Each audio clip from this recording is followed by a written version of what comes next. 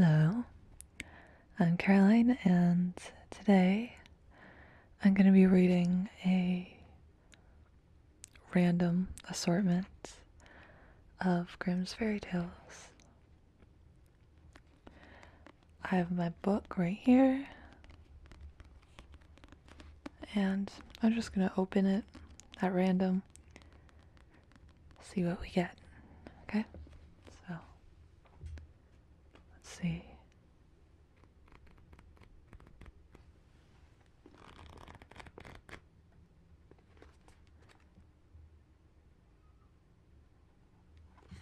Okay, I don't really know this one. Okay. Cherry, or the Frog Bride. There once was a king who had 3 sons. Not far from his kingdom lived an old woman who had an only daughter called Cherry. The king sent his sons out to see the world, that they might learn the ways of foreign lands and get wisdom and skill in ruling the kingdom that they were one day to have for their own. But the old woman lived at peace at home with her daughter, who was called Cherry, because she liked cherries better than any other kind of food and would scarcely eat anything else.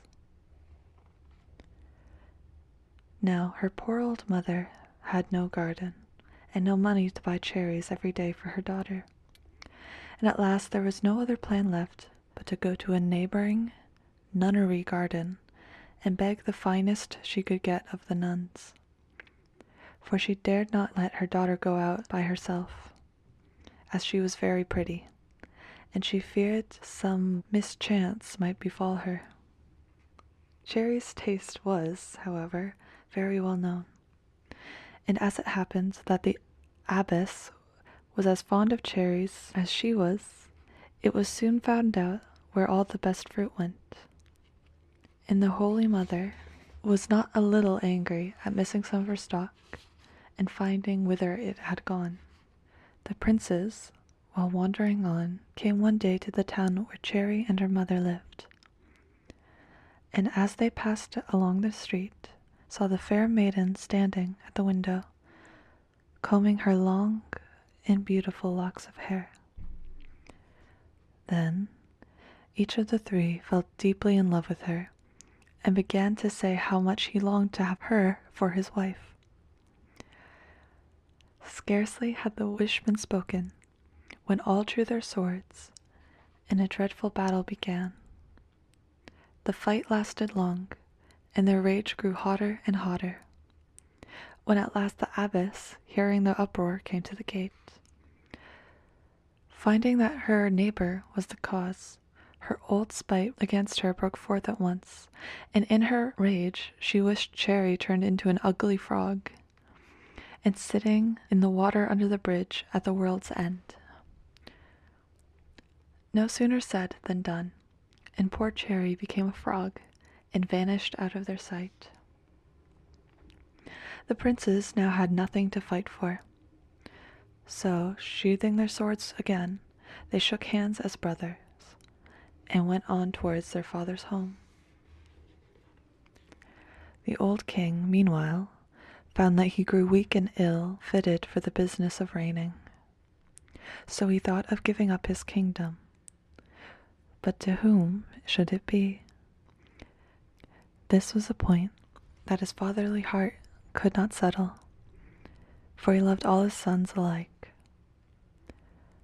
"My dear children," said he, "I grow old and weak, and should like to give up my kingdom, but I cannot make up my mind which of you to choose for my heir, for I love you all 3. And besides, I should wish to give my people the cleverest and best of you for their king. However, I will give you 3 trials, and the one who wins the prize shall have the kingdom. The first is to seek me out 100 ells of cloth, so fine that I can draw it through my golden ring." The sons said that they would do their best, and set out on the search. The two eldest brothers took with them many followers and coaches and horses of all sorts, to bring home all the beautiful cloths they should find. But the youngest went alone by himself. They soon came to where the roads branched off into several ways. Two ran through smiling meadows and smooth paths and shady groves, but the third looked dreary and dirty and went over barren wastes. The two eldest chose the pleasant ways, and the youngest took his leave and whistled along over the dreary road. Whenever fine linen was to be seen, the two elder brothers bought it, and bought so much that their coaches and horses bent under their burthen. That's a new word. The youngest, on the other hand, journeyed on many a weary day, and found not a place where he could buy even one piece of cloth that was at all fine and good. His heart sank beneath him, and every mile he grew more and more heavy and sorrowful. At last he came to a bridge over a stream, and there he sat himself down to rest and sigh over his bad luck, when an ugly-looking frog popped its head out of the water and asked, with a voice that was not at all a harsh sound to his ears, what was the matter. The prince said in a pet, "Silly frog, thou canst not help me." "Who told you so?" said the frog. "Tell me all that ails you." After a while, the prince opened the whole story, and told why his father had sent him out. "I will help you," said the frog. So it jumped back into the stream, and soon came back dragging a small piece of linen, not bigger than one's hand, and by no means the cleanest in the world in his look. However, there it was, and the prince was told to take it away with him. He had no great liking for such a dirty rag, but still there was something in this frog's speech that pleased him much, and he thought to himself, "It can do no harm. It is better than nothing." So he picked it up, put it in his pocket, and thanked the frog, who dived down again, panting and quite tired, as it seemed with his work. The farther he went, the heavier he found to his great joy the pocket grow, and so he turned himself homewards, trusting greatly in his good luck. He reached home nearly about the same time that his brothers came up, with their horses and coaches all heavily laden. Then the old king was very glad to see his children again, and pulled the ring off his finger to try who had done the best. But in all the stock which the two eldest had brought, there was not one piece 1/10 part of which could go through the ring. At this they were greatly abashed, for they had made a laugh of their brother, who came home, as they thought, empty-handed. But how great was their anger when they saw him pull from his pocket a piece that, for softness, beauty, and whiteness, was 1,000 times better than anything that was ever before seen. It was so fine that it passed with ease through the ring. Indeed, 2 pieces would readily have gone in together.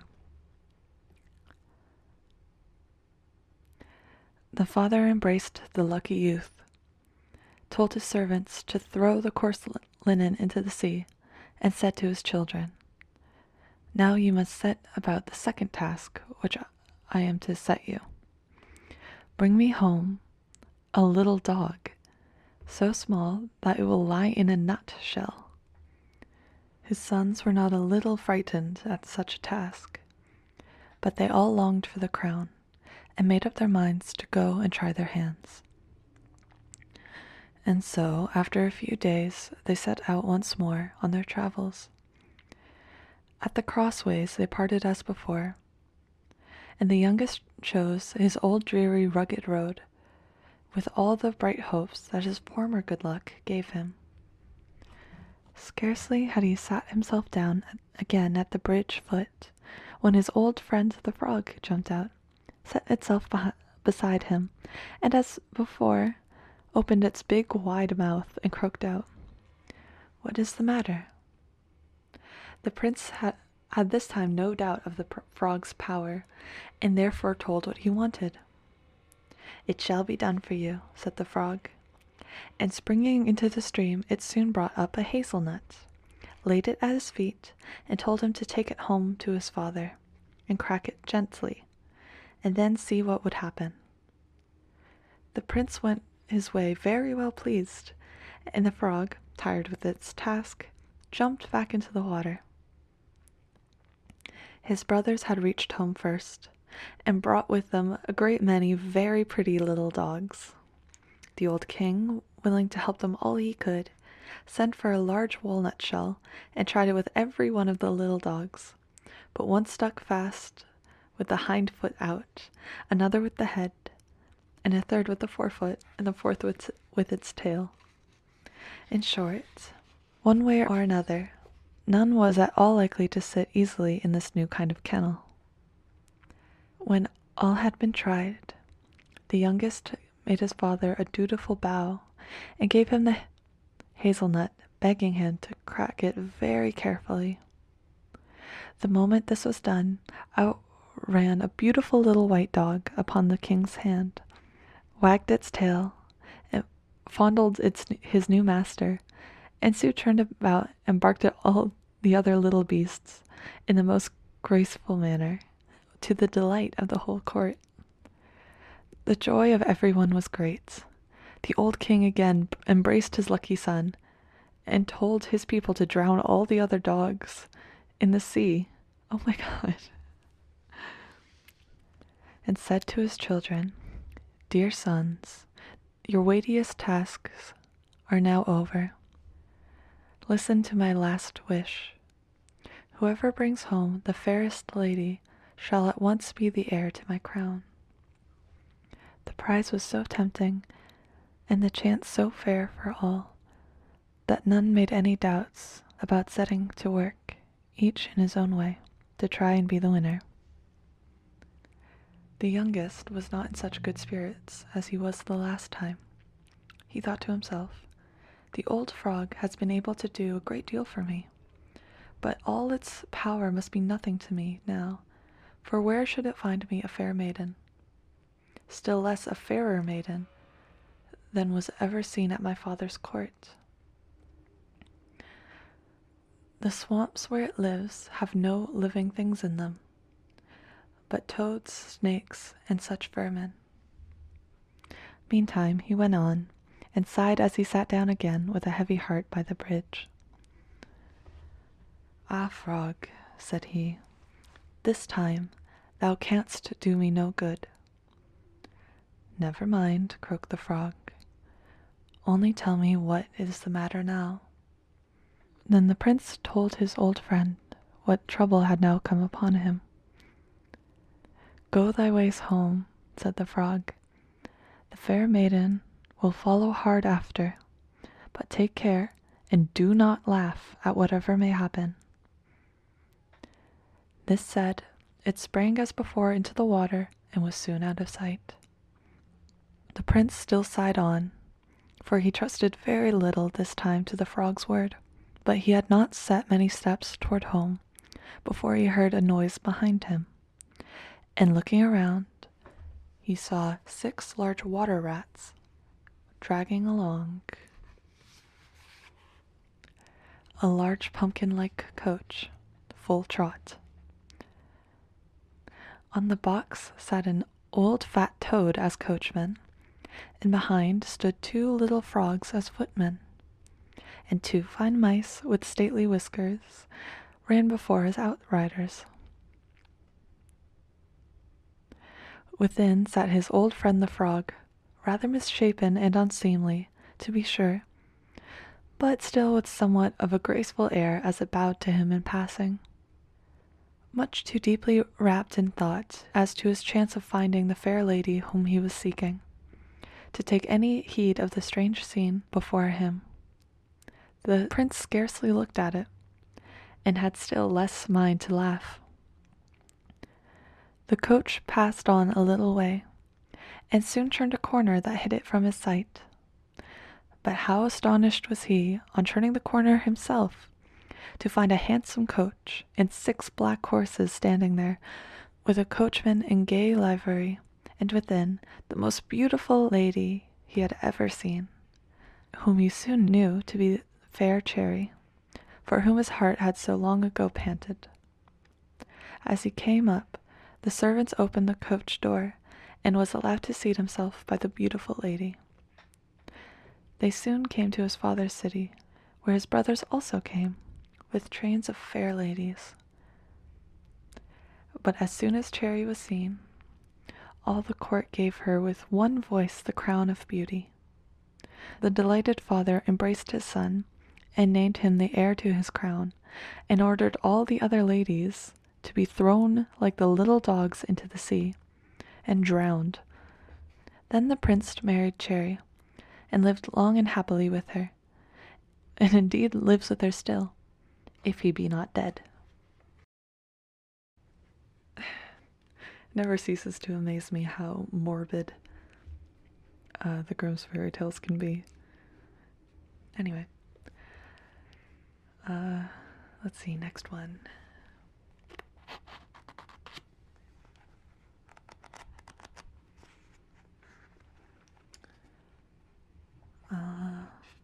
Okay. The Lady and the Lion.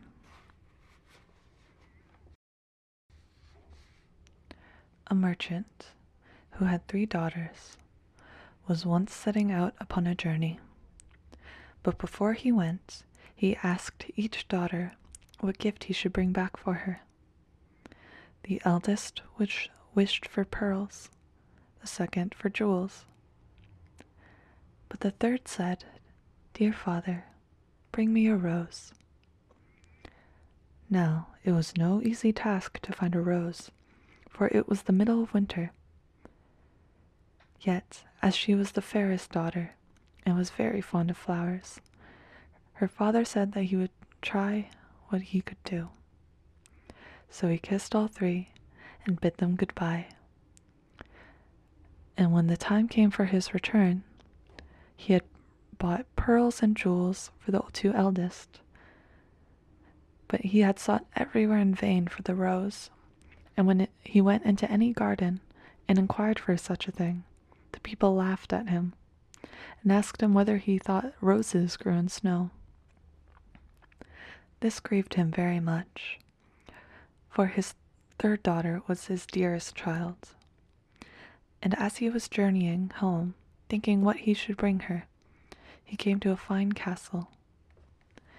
Around the castle was a garden, in half of which it appeared to be summertime, and the other half winter.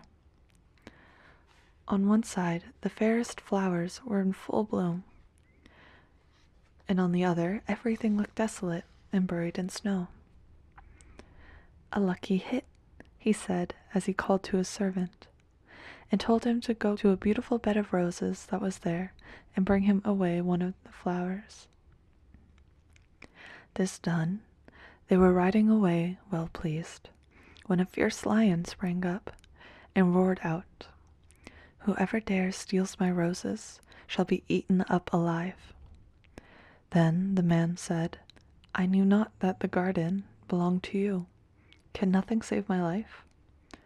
"No," said the lion, "nothing, unless you promise to give me whatever meets you first on your return home. If you agree to this, I will give you your life, and the rose too for your daughter."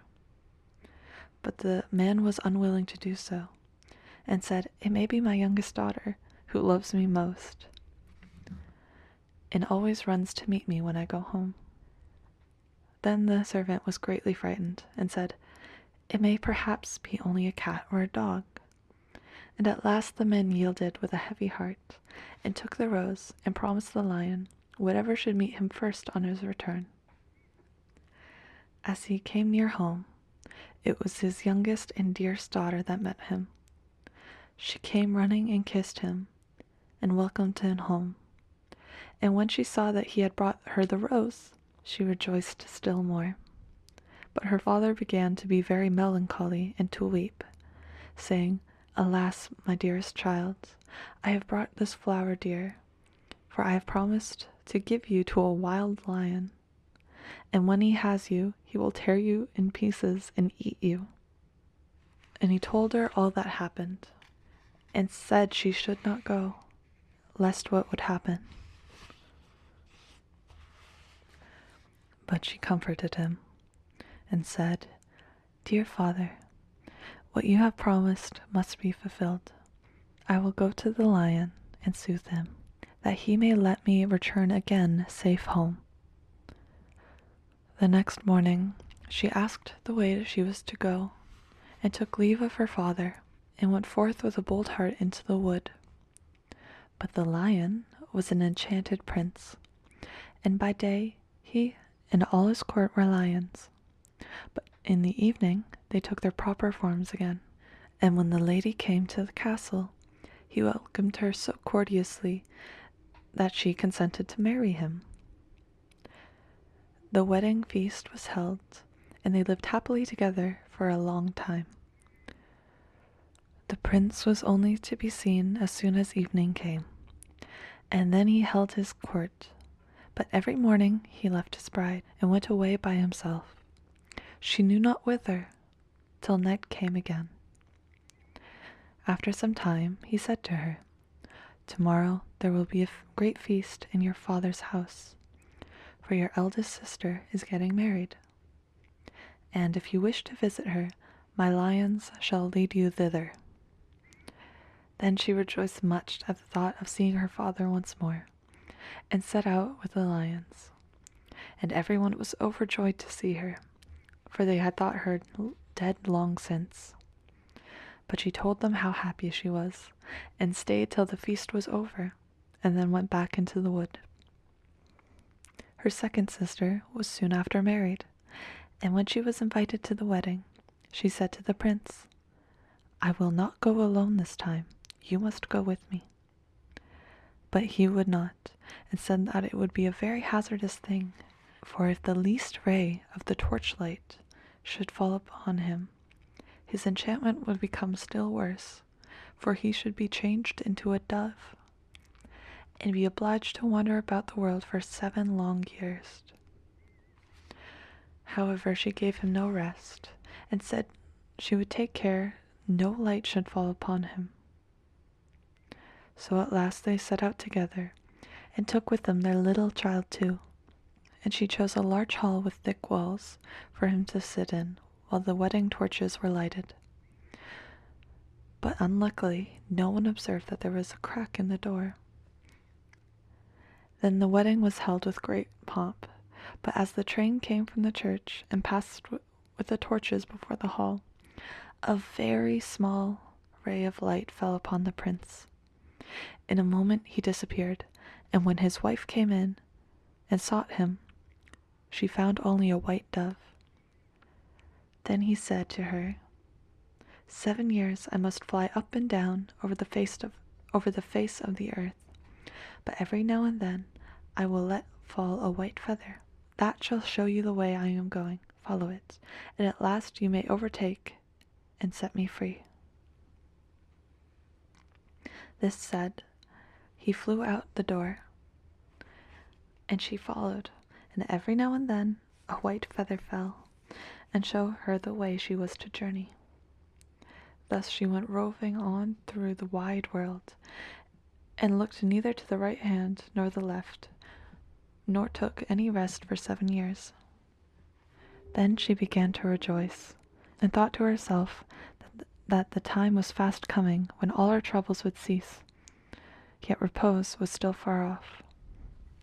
For one day, as she was traveling on, she missed the white feather, and when she lifted up her eyes, she could nowhere see the dove. "Now," she thought to herself, "no human aid can be of use to me." So she went to the sun, and said, "Thou shinest everywhere, on the mountain's top, in the valley's depth. Hast thou anywhere seen a white dove?" "No," said the sun, "I have not seen it, but I will give thee a casket. Open it when thy hour of need comes." So she thanked the sun and went on her way till eventide. And when the moon arose, she cried unto it and said, "Thou shinest through all the night, over field and grove. Hast thou nowhere seen a white dove?" "No," said the moon, "I cannot help thee, but I will give thee an egg. Break it when need comes." Then she thanked the moon, and went on still the night wind blew. And she raised up her voice to it, and said, "Thou blowest through every tree and under every leaf. Hast thou not seen the white dove?" "No," said the night wind, "but I will ask the 3 other winds. Perhaps they have seen it." Then the east wind and the west wind came, and they said they had not seen it. But the south wind said, "I have seen the white dove. He has fled to the Red Sea, and is changed once more into a lion. For the 7 years are passed away. And there he is fighting with a dragon, and the dragon is an enchanted princess, who seeks to separate him from you." Then the night wind said, "I will give thee counsel. Go to the Red Sea. On the right shore stands many rods. Number them, and when thou comest to the 11th, break it off and smite the dragon with it. So the lion will have the victory, and both of them will appear to you in their human forms. Then instantly set out with thy beloved prince, and journey home over land and sea." So our poor wanderer went forth, and found all as the night wind had said. She plucked the 11th rod, and smote the dragon.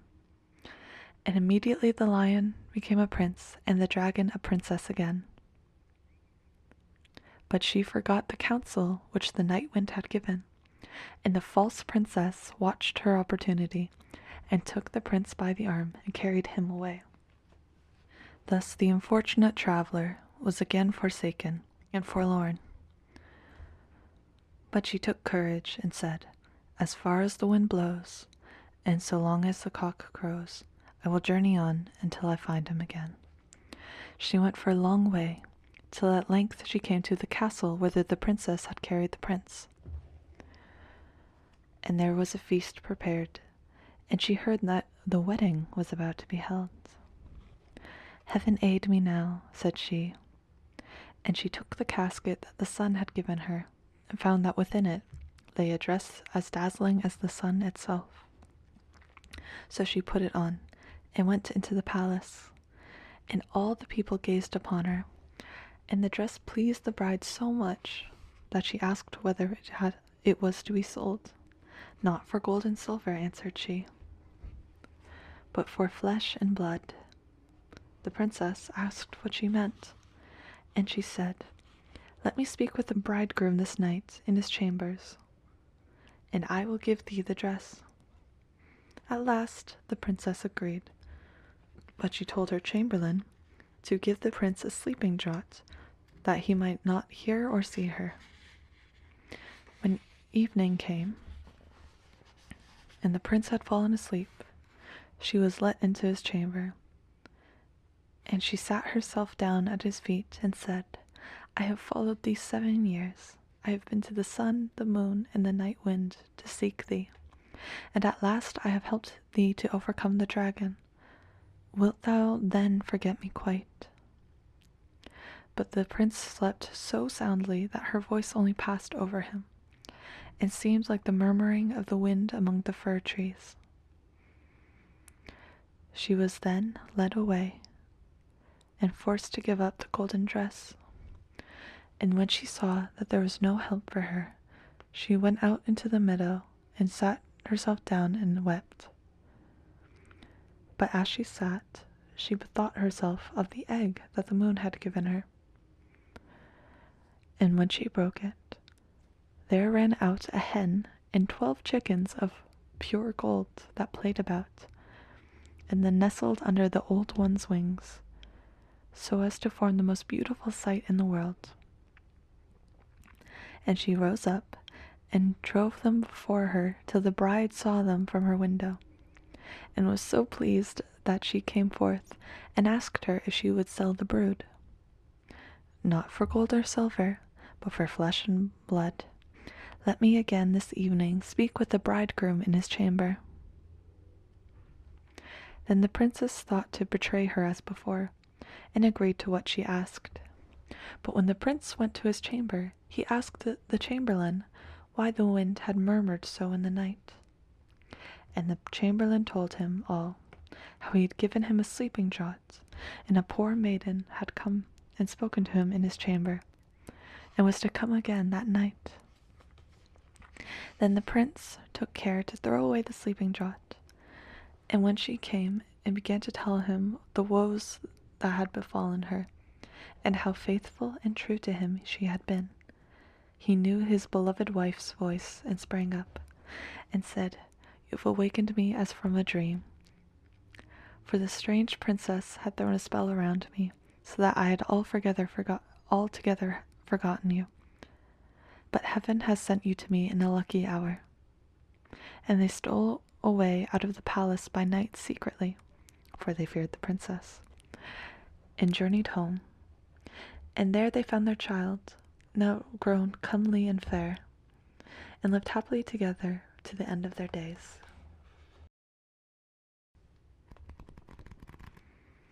These stories are a lot longer than I was expecting.